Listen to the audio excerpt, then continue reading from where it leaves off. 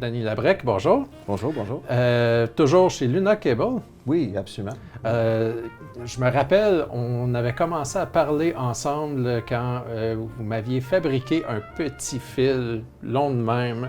Mais dans le temps, c'était pas des Luna, évidemment. Luna n'existait pas. C'était des proto-Luna. C'était des proto-Luna, mais la passion du câble est encore chez vous? Oui, absolument. C'est quelque chose qui m'est venu quand j'étais très jeune. Depuis que je m'en souviens, j'étais toujours en train de défaire des appareils électroniques, trouver des façons de les modifier, de faire d'autres choses avec. Alors, et j'avais toujours un amour pour la musique vraiment profonde. Alors, quand j'ai commencé à eu un peu d'exposure à des différents systèmes de son un peu plus gamme, plus intéressants, j'ai découvert qu'il y a une façon d'aller plus profond et de vraiment mieux comprendre la musique avec des bons speakers, etc. Alors, rendu là, j'étais encore adolescent, j'avais pas beaucoup d'argent, alors j'ai commencé à toujours explorer, de tricoter, de faire des différentes câbles, de différentes choses, de trouver des différentes combinaisons que je trouvais qui me laissaient aller plus profond dans la musique et mieux comprendre le message émotionnel que l'artiste voulait rentrer. Alors, après quasiment 20 ans de travailler dans des boutiques haute fidélité, c'est pas mal tout ce que j'ai fait comme carrière depuis que je suis adulte. J'avais trouvé que certaines compagnies de câbles, je trouvais les interactions entre la construction physique du câble et non juste la métallurgie, mais vraiment les isolations, la façon dont les diélectriques sont faits et voir comment que ça affectait le son, comment que ça affectait, non juste comme en termes de mesure, mais vraiment en termes de si ça laisse la musique nous toucher d'une façon vraiment profonde, sans qu'on ait besoin d'essayer de reconstruire ça comme dans notre tête analytique. Mais comparé justement aux autres marques, je remarque que vous n'avez pas réellement de ces boîtes-là qu'on retrouve, donc les boîtes de filtres. Donc vos boîtes, vous en avez une ici, une petite. Expliquez un petit peu, d'abord, quelqu'un qui ne connaît pas ça, là, rapidement, c'est quoi ces choses-là? Pourquoi vous n'en avez pas? Pourquoi vous en avez rarement, en fait? Et c'est quoi votre gamme de câbles? OK, alors, je vais essayer de mettre ça tout ensemble. Alors, je vais commencer avec les gammes. Et là, lorsque dans les gammes, on commence à aller dans les modules, je vais parler des modules. Alors, c'est ça. En termes de gamme, nous avons 5 gammes de câbles. Ça commence avec le gris, c'est l'entrée de gamme. Orange ou jaune, jaune-orange, ça dépend de qui le regarde. Je suis daltonien, donc vous pouvez bien dire gris pour les deux, moi c'est correct. Okay. Mauve, c'est celui du milieu. Rouge, c'est le deuxième top. Et le noir, c'est le top. Alors, c'est toutes les couleurs combinées, on peut dire d'une façon, symboliquement. Alors, on voulait vraiment être capable d'offrir quelque chose à tous les différents prix possibles, qui, quand même, avait toujours un minimum de respect pour la musique et pour les timbres, les tonalités. Alors, tous mes câbles, ils ont tous le même caractère. Du plus petit au plus haut, c'est toujours la même chose, mais c'est juste quand on monte, on est plus expressif, plus profond, plus grand, un peu plus de tout.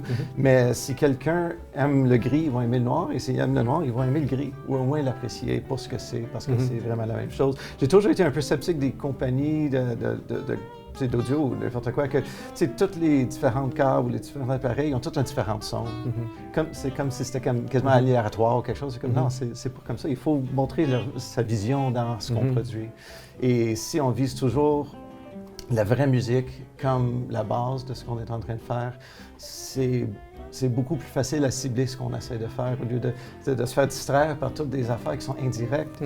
Moi, je suis musicien, je joue la contrebasse, je joue la guitare acoustique, électrique, je joue un peu de drum, tout ça. Alors, j'ai beaucoup d'occasions d'entendre des vrais instruments et c'est toujours ça mon guide quand je suis en train de construire quelque chose. J'ai eu des questions avec quelqu'un plus tôt qui était très technique. Il parlait de c'est quoi la capacitance des interconnects?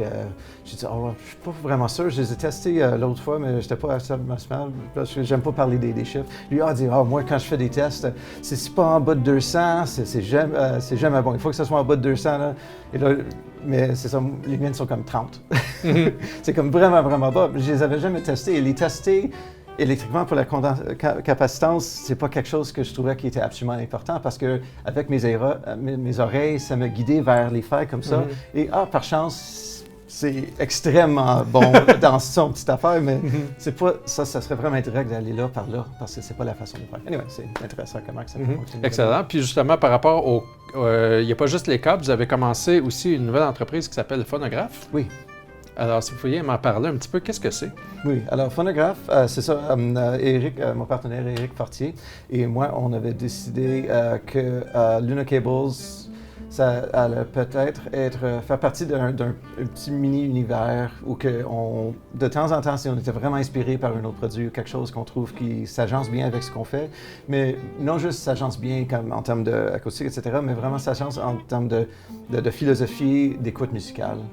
Alors, Phonograph, c'est une petite compagnie qui est à côté de Luna Cables, mais très relié évidemment, qui fait la distribution de Luna Cables et maintenant nouvellement Torres, qui est une très belle marque d'amplification que ça, et qui vient de l'Allemagne, tout fait à la main, vraiment les mêmes philosophies que nous. Et l'autre compagnie qu'on a commencé à travailler avec, c'est Watson Audio.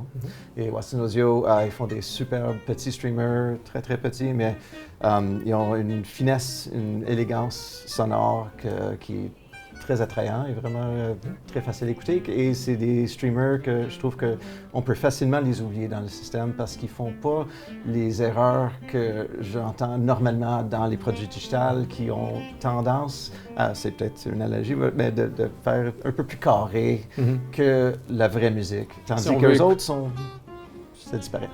Si on veut écouter les appareils de le phonographe ou si on veut écouter les Luna Cables ou obtenir des Luna Cables, on peut aller par où et comment? Alors, tout dépend de où vous êtes géographiquement. Alors, la meilleure chose, c'est si vous n'êtes pas sûr s'il y a quelqu'un autour de vous qui sera un vendeur, c'est de nous contacter directement sur le site web et on va vous dire où aller voir. Mais autour de Montréal, il y a à Belleuil, Audiophile Expert qui ont Luna, qui ont Watson, il y a Planète qui a Luna, Watson et ils vont avoir Torres maintenant. Ça a été décidé aujourd'hui. Ils ont eu tellement de... Avec le show et ce qu'on est en train de montrer, il y a beaucoup de monde qui ont été descendre en bas et dire est-ce que vous allez avoir Torres bientôt? Et il a décidé oui, on va avoir Torres bientôt. Alors c'est bien parce que c'est un produit un peu ésotérique, un peu différent que la plupart de ce qu'on voit sur le marché, mais c'est vraiment une contribution à ce qu'on est en train de faire en termes de l'art, de la reproduction, des événements musicaux. Alors, excellent. C'est ça. Daniel Labrec, merci beaucoup. Grand plaisir. Merci.